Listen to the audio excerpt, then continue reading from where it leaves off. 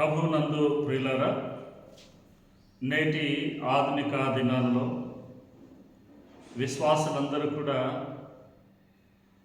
నూతన వాక్యము, నూతన తలంపులు అని భిన్నమైనటువంటి సువార్త వైపునకు తిరుగుతూ ఉన్నారు. అందుకే పౌలు భక్తుడు క్రీస్తు శకము 65-70 సంవత్సరాల మధ్యకాలంలోనే దీనిని గురించి జ్ఞాపకం చేశాడు.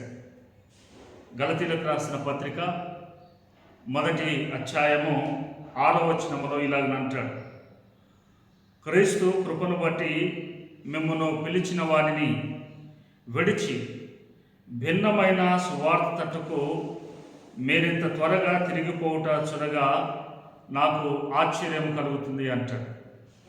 యేసు ప్రభుల వారు కల్వరిలో శిలువ మరణము పొంది దాదాపుగా అప్పటికి 30-40 సంవత్సరాలుగా వస్తూ ఉంది.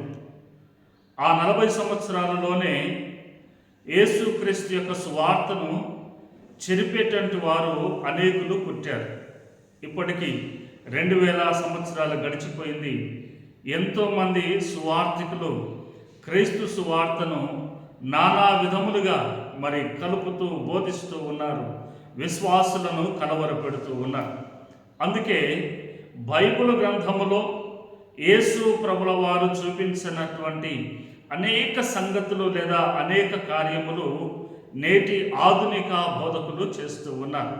కనుక మీరు విశ్వాసులుగా అది దేవుని వాక్య ప్రకారమా, వాక్యానుసారము కాదా అని గ్రహించి క్రీస్తు యొక్క సువార్తలో స్థిరులుగా ఉండాలని ప్రభు పేర ఆశిస్తూ దేవుడు మనలను అలాగున నడిపించునుగాక.